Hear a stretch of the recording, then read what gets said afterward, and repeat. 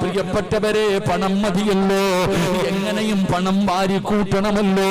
അത് പലിശ കച്ചവടം നടത്തിയിട്ടാകട്ടെ, പിടിച്ചു പറിച്ചിട്ടാകട്ടെ, കള്ളത്തരങ്ങളെ കാണിച്ചിട്ടാകട്ടെ, എങ്ങനെയും പണമുണ്ടാക്കാൻ വല്ലാതെ പരിശ്രമിക്കുന്നവരുണ്ടല്ലോ. നബി തങ്ങൾ പറഞ്ഞു, സ്വഹാബാ,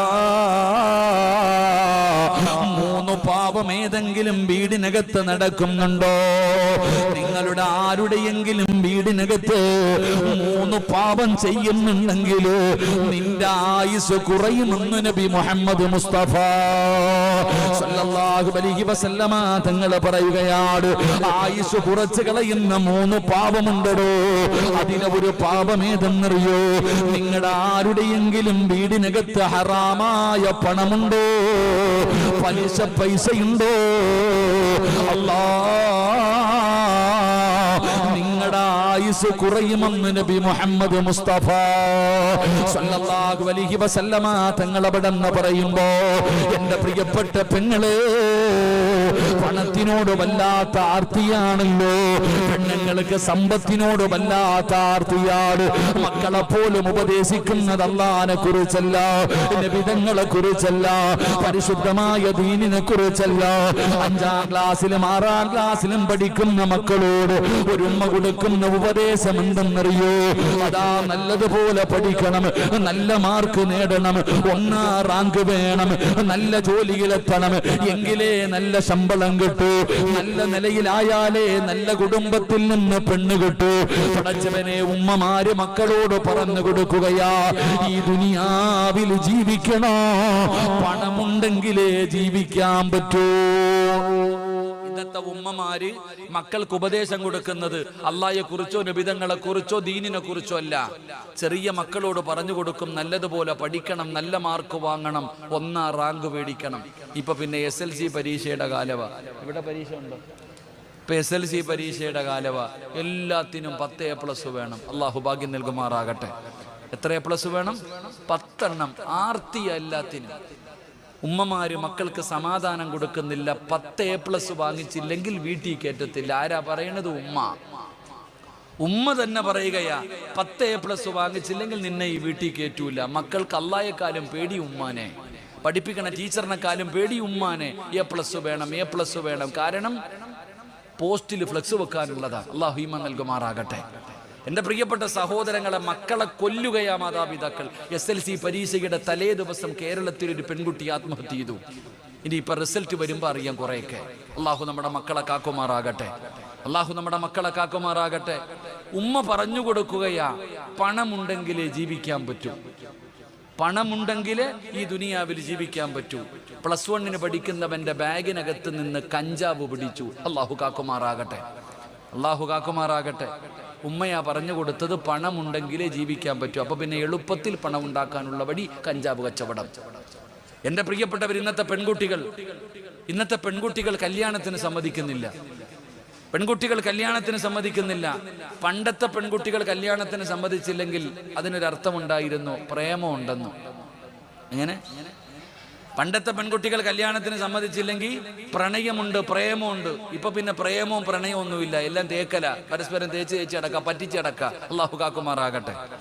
ഇപ്പൊ പെൺകുട്ടികൾ പറയുന്നത്, എന്തേ മോളെ കല്യാണത്തിന് സമ്മതിക്കാത്തത്? ഉസ്താദെ, ജോലിയായിട്ടേ ഞാൻ കെട്ടുന്നുള്ളൂ. അങ്ങനെ ഒരു ജോലിയായിട്ടേ ഞാൻ കല്യാണം കഴിക്കുന്നുള്ളൂ എന്ന് പറഞ്ഞാൽ ഇവളാ കെട്ടുന്നത്, അല്ലാതെ പയ്യനല്ല. ഇവള് പറയാ, ഞാൻ ജോലിയായിട്ടേ കല്യാണം കഴിക്കുന്നുള്ളൂ. അതെന്തേ മോളെ? ഉസ്താദെ, എൻ്റെ ഭർത്താവിൻ്റെ സമ്പാദ്യം കൊണ്ട് ജീവിക്കാൻ പറ്റൂല, ഞാനും കൂടെ സമ്പാദിക്കണം. എൻ്റെ ഭർത്താവ് സമ്പാദിക്കുന്ന പൈസ കൊണ്ട് കുടുംബത്തെ പോറ്റാൻ പറ്റൂല, ഞാനും കൂടെ സമ്പാദിച്ചാലേ ഇനിയുള്ള കാലത്ത് ജീവിക്കാൻ പറ്റൂ. കാരണം ഇവളുടെ വാപ്പ കളക്ടറും ഉമ്മ IPS-കാരിയായിരുന്നു. അള്ളാഹു ഈമാൻ തരുമാറാകട്ടെ. ഈ പറയുന്നവരുടെ വാപ്പ കുടുംബത്തെ പോറ്റിയത് എങ്ങനെ? അയാളെ കളക്ടറായിരുന്നു. ഉമ്മ പിന്നെ IPS-കാരി, 6ാം ക്ലാസ്സും കുസ്തിയും, അടുക്കളയിൽ ചോറും കറിയും വെച്ച് നടന്നവള. ഇതാ ഇന്നത്തെ തലമുറയുടെ അവസ്ഥ.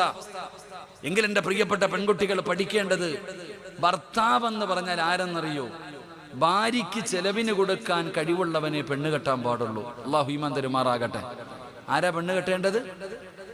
ഭാര്യയ്ക്ക് ചെലവിന് കൊടുക്കാൻ കഴിവുള്ളവനെ പെണ്ണ് കെട്ടാൻ പാടുള്ളൂ. അല്ലാത്തവൻ പെണ്ണ് കെട്ടരുത്. ദിക്റും പറഞ്ഞുകൊണ്ട് നടക്കണം. അള്ളാഹു ഈമാൻ തരുമാറാകട്ടെ. പെണ്ണും പിള്ളയെ ജോലിക്ക് വിട്ടിട്ടാണോ ഭർത്താവ് ജീവിക്കേണ്ടത്? അല്ല, നീ പോറ്റണം നിന്റെ ഭാര്യയെ. എടാ, നിന്റെ ഭാര്യക്ക് ഭർത്താവിന് ഭാര്യയോട് കടമയുണ്ട്. ഭാര്യ ആരാ? നിന്റെ തുണി കഴുകാനുള്ളവളാ? നിന്റെ വീട്ടിൽ ചോറ് വെക്കാനുള്ളവളാ? അല്ല. ഭാര്യ എന്ന് പറഞ്ഞാൽ ആരാ? ഭാര്യയ്ക്ക് ഭർത്താവിന് ചോറ് വെച്ച് കൊടുക്കണമെന്ന് ഭാര്യയ്ക്ക് നിർബന്ധമൊന്നുമില്ല. ഭർത്താവിന്റെ തുണി കഴുകണമെന്ന് ഒരു നിർബന്ധവും ഇല്ല. അതൊക്കെ അവൾ ചെയ്ത അവളുടെ സേവനം. നീ വേണമെങ്കിൽ വേലക്കാരിയെ നിർത്തിക്കൊള്ളണം. അല്ലാഹു ഈമാൻ തരുമാറാകട്ടെ. നിങ്ങൾ എന്താ മിണ്ടാതിരിക്കണത്? ഭാര്യയുടെ ജോലിയാണോ തുണി കഴുകിത്തരല്? നിന്റെ വസ്ത്രം കഴുകി തരണമെന്ന് നിർബന്ധമുണ്ടോ ഭാര്യയ്ക്ക്? ഉണ്ടോപ്പാ? സ്റ്റേജിൽ ഒരുപാട് പേര് ഇരിക്കുന്നല്ലോ, ഉണ്ടോ? അങ്ങനുണ്ടോ ഉസ്താദ്? ഭാര്യയുടെ കടമയാണോ ഭർത്താവിന് തുണി കഴുകി നിർബന്ധമുണ്ടോ? എന്റെ തുണി കഴുകണമെങ്കിൽ ഞാൻ കഴുകിക്കോണം, ഇല്ലെങ്കിൽ ഞാൻ ആളെ നിർത്തി കഴുകണം. എനിക്ക് ആഹാരം വെച്ച് തരണമെന്ന് ഭാര്യയോട് കൽപ്പിക്കാൻ പറ്റുമോ? മനുഷ്യന്മാരെ കൽപ്പിക്കാൻ പറ്റുമോ? ഇല്ല. അവള് വെച്ച് തന്നാ വല്ലതും കഴിച്ചോണം. നീ ഇല്ലെങ്കിൽ ജോലിക്ക് നിർത്തിക്കൊള്ളണം. ഇനി പെണ്ണുങ്ങൾ പറയുന്നുണ്ട്, ആദ്യമായിട്ടാ ഇങ്ങനെ ഒരു നല്ല വാത് പറയണേന്ന്. അല്ലാഹു ഈമാൻ തരുമാറാകട്ടെ. ആദ്യമായിട്ട് ഒരു ഉസ്താദ് ഇങ്ങനെ പറയണെന്ന്. ഇത് പറയും ചങ്ങായിമാരെ, ഞാൻ പറയും. കാരണം എന്താണെന്നറിയോ? പെണ്ണ് കെട്ടിക്കെട്ട് ചെലവിന് കൊടുക്കാത്ത ചില സാധനങ്ങളുണ്ട്. കല്യാണം കഴിച്ചിട്ട് ഭാര്യയ്ക്ക് ചെലവിന് കൊടുക്കൂല, പള്ളിക്ക് കൊടുക്കും, നാട്ടുകാർക്ക് കൊടുക്കും, പെണ്ണും പിള്ളയ്ക്ക് കൊടുക്കൂല. ഭാര്യയ്ക്ക് ചെലവിന് കൊടുക്കാത്ത ചില ഭർത്താക്കന്മാരുണ്ട്. അള്ളാഹു ചങ്ങാതിമാർക്ക് ഈമാൻ നൽകുമാറാകട്ടെ. നിങ്ങൾ ആമീൻ പറയടോ. അള്ളാഹു ഈമാൻ നൽകുമാറാകട്ടെ. അടിച്ചു മാറ്റുന്ന പെണ്ണുങ്ങളില്ലേ ഭർത്താവിന്റെ പോക്കറ്റിൽ നിന്ന്? ഇല്ലേ? മഹാനായ നബിയിന റസൂലുള്ളാഹി സ്വല്ലല്ലാഹു അലൈഹി വസല്ലമ തങ്ങളുടെ മുമ്പിൽ ഹിന്ദ് എന്ന് പറയുന്ന പെണ്ണ് കടന്നു വന്നു. ഹിന്ദ് റളിയല്ലാഹു തആല അൻഹ നബി തങ്ങളുടെ മുമ്പിൽ വന്നിട്ട് ചോദിച്ചു, നബിയെ, എന്റെ ഭർത്താവ് വലിയ ആളൊക്കെ തന്നെ, അബൂസ് വലിയ ആളാ, നാട്ടുകാരുടെ ഒക്കെ മുമ്പിൽ വലിയ ആളാ, പക്ഷെ എനിക്ക് ചെലവിന് തരാറില്ല.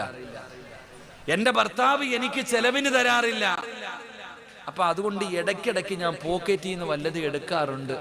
അത് അനുവാദമാണോന്ന്? എന്റെ ഭർത്താവ് എനിക്ക് ചെലവിന് തരാറില്ല.